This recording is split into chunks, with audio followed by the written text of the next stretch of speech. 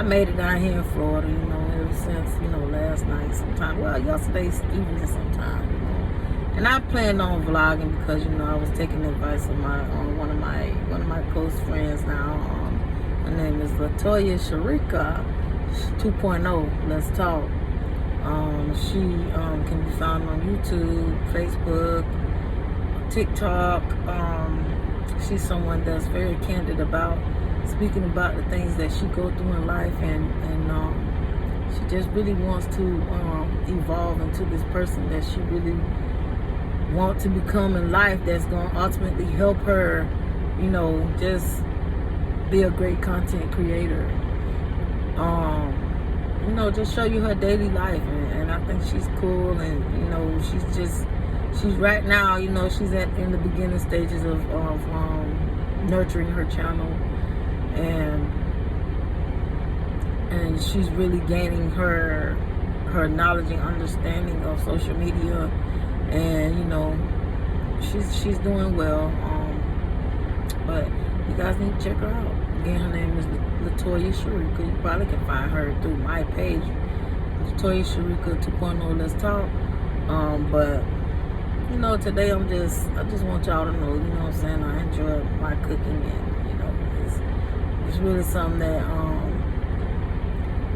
something that helped me mentally, physically, you know, not physically, but you know what I'm saying, it helped my mental. You know what I'm saying? Being that, you know, I work the type of job that I work, and I'm a solo driver. I spend a lot of time alone. You know, I barely had an opportunity to speak with someone over the phone. If my phone rings, it's like a surprise to me, like, wow, my phone rang. You know, it's kind of hard, you know, when you look forward to your family, you know, just to pick up the phone and ask you how you doing.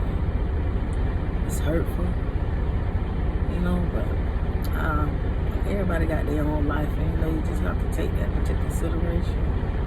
And I guess that's why I reach out to social media so much, because I just, you know, just the communication of somebody commenting on my page is like, wow, man, they're listening to me. Wow, I can respond to them, and you know, let me see what they're going through in their lives. You know what I'm saying? How they cope and deal with what's going on in this world, and how they get up, you know what I'm saying, how they like cope with it, really, you know, because a lot of things aren't easy to deal with, and you know, you gotta be strong.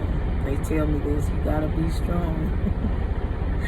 You gotta keep it together, and I try to be strong, and I try to keep it together at all times, but sometimes, you know, if strength is me crying, then I am not strong, because sometimes I have to cry just to get through my day. And today is one of those days. I just feel like everything is out of my control. Everything we do in life, it's not us.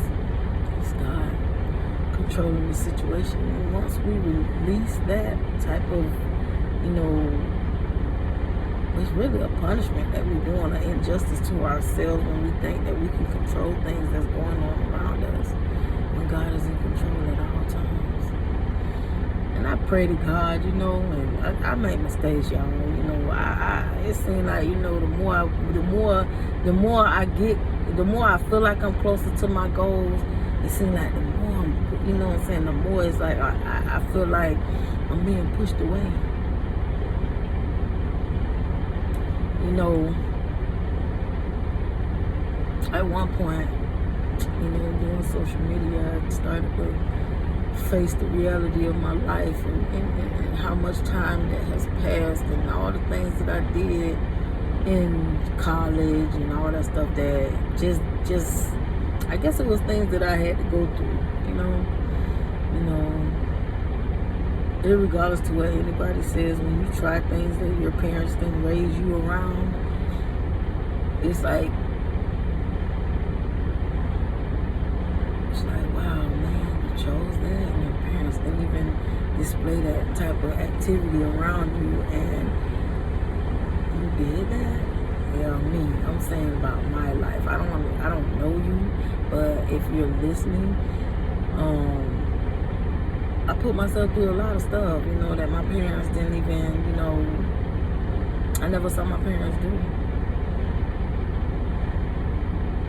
My dad has always been like this laid back person, but we got punished, and we got like, he really, my dad used corporal punishment. We got whoopings, okay, and they didn't feel good. They didn't feel good at all. You know what I'm saying? He made you, and my dad made me, like, sometimes I used to feel like I hated him, but deep down inside, I can't hate him for the choices that he made, because he was doing the best that he could do. That's just like me, I made bad choices, a lot of them. I made a lot of bad choices, along my journey, and, I just feel like, sometimes I feel like maybe you should have hugged me a little more. My family, maybe my mom should have hugged me a little more, maybe my dad should have hugged me a little more, and I always felt comfortable with my aunts and uncles at Church of Christ in Arcadia, Florida. They always showed love, but it seemed, and my dad, he raised us in the church. He was there, and I don't know. Some days I sit and I cry and I think about my grandma. Just how one day she came to church and she said, I'm ready to go. I'm ready to go home now. And I couldn't never understand that. Like, why my grandma was saying that? Because she, like, mama, in the next week, my grandma was gone. The pillar of the family. My dad family, Then I looked up to my aunts, and I just, that was their mother, and, I just looked up to them next in line, for the matriarch of the family. And,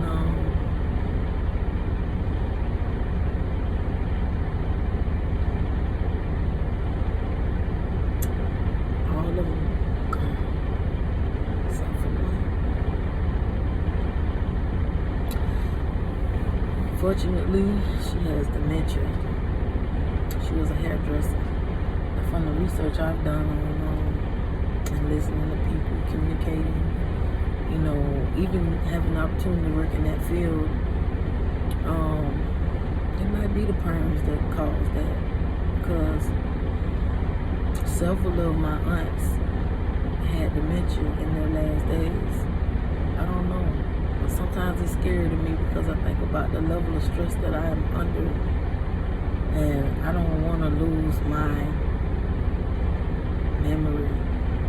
I don't want to lose, well, I don't think dementia is about really losing your memory. I think it's about not being able to comprehend new memories. So if I had an opportunity to see grandkids one day, I want to see them. You know what I mean? I don't want to forget how my daughter looked. I want to be able to greet my daughter and know that that's my child. And my nieces and my nephews. I want to be able to recognize them and talk about things that like I remember about them one day. Y'all, I'm just babbling along, sitting at Ace Warehouse in Plant City, Florida, just trying to put everything into perspective about what's going on in my life right now.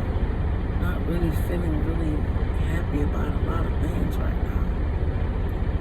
But I know it's not in my control, It's not in my control to control these things that's going on around me.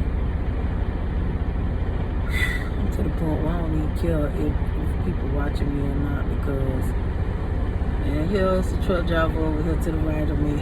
After he say, oh, well, he probably think I'm on FaceTime or something like that, so forget about that.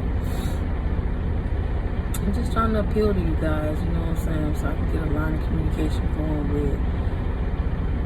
with you, so you'll know who I am and what I stand for and what I'm looking forward to, you know. At some point I thought to myself, you know, because I was supposed to do a lot of flying last week, you know, and I chose to catch the bus. If you guys follow me, then you would know that I caught the bus last weekend. And I caught 2 buses actually. And I refused to, you know, get on an airplane. Airplanes and me, I don't know. I never really like getting on airplanes, you guys. It's a problem for me. That's my problem. But anyways, I was gonna tell y'all something. But anyways, you know, I had thought about, you know, travel. You know, like I was like really into going to Africa at one point. Like, and one of my African friends called me on the phone, and he was like, Shalon, he said, you want to come to Africa for Christmas? And I was like, sure, why not? And he was like, you sure? He said, you can't even fly to Chicago from Florida. And I was like, yeah, but I'm going to put my big girl underwear on, and because my sister told me about a sedative that I could get from my doctor's office, so I could have, you know, like the courage and go to sleep, courage to get on the airplane and fall asleep. But he was like, so what's gonna happen when you wake up during the flight? You know, like, you know, think to myself, like, and he told me the amount of hours that I would even be on the plane. So I was like, literally, like, oh no, I can't do it. But yeah, I had a big, I don't know, man. I don't know. Like, it's almost like I'm losing my,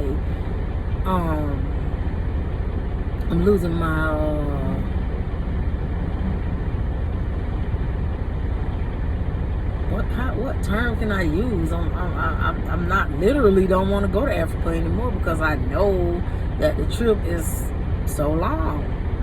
And so I'm thinking to myself, like, there's Africans in the United States that I can meet, you know what I'm saying, like, learn the history of Africa, you know, just like Cuba and Colombia and, you know, like all these different places that I can't get to without flying.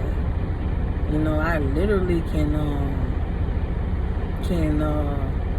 figure it out on my own. Okay, I'm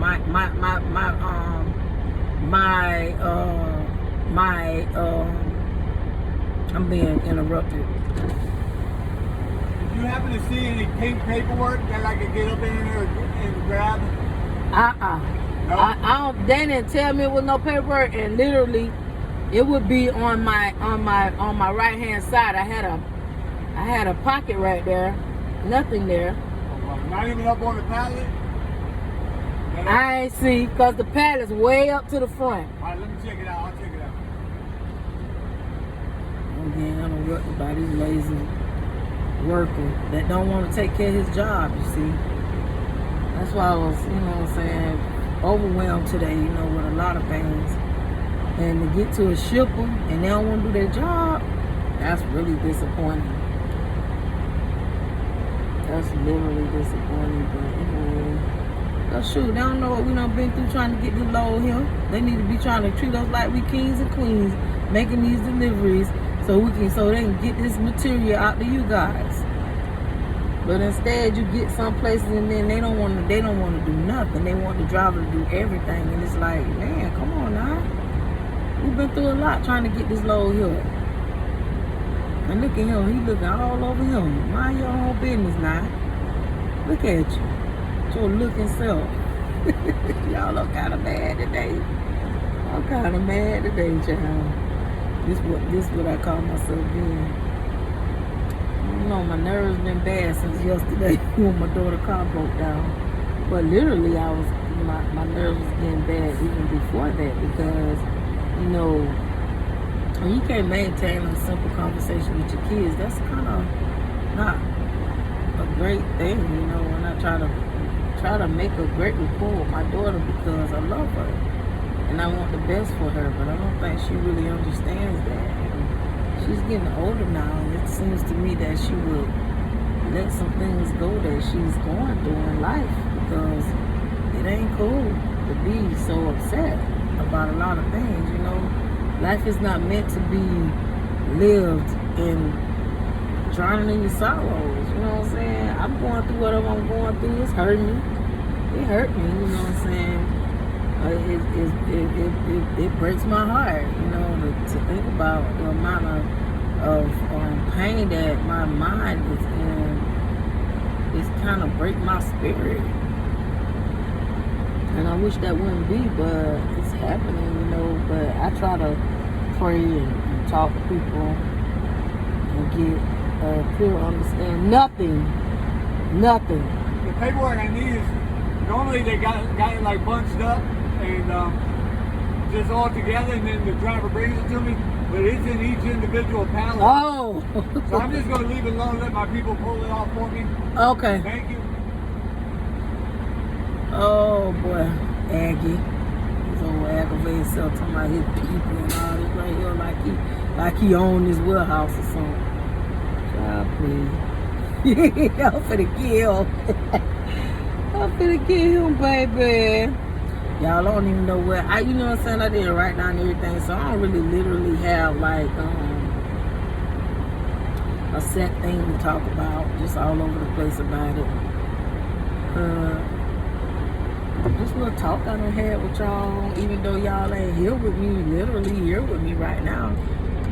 I appreciate you guys for listening. If you're listening to me, because the girl be going through so much hurt, pain, praying. You know what I'm saying? And that's what I really want people to know. You know what I'm saying? Like, I go through stuff. And I really look forward to having comments, you know, so I can, you know, kind of know that I'm not alone and I'm not going through all these things alone, you know, by myself, and somebody is probably going through the same thing, and how do you get through it? And, you know, like, pray for me because I need your prayer. God is great and He is real. You better believe it. But anyways, y'all, I'm gonna let y'all go. I'm gonna finish this delivery and I'm gonna put up a plate fit for a king tonight. I guess I'm gonna do a shoot. I'm trying to figure out what I'm gonna cook. I know, shoot, I already done took the steak out here. I done took that steak out, baby. So I'm trying to figure out what I want to cook with the steak and how I want to process the steak, because I don't know yet. But anyways, y'all, nice talking to you, and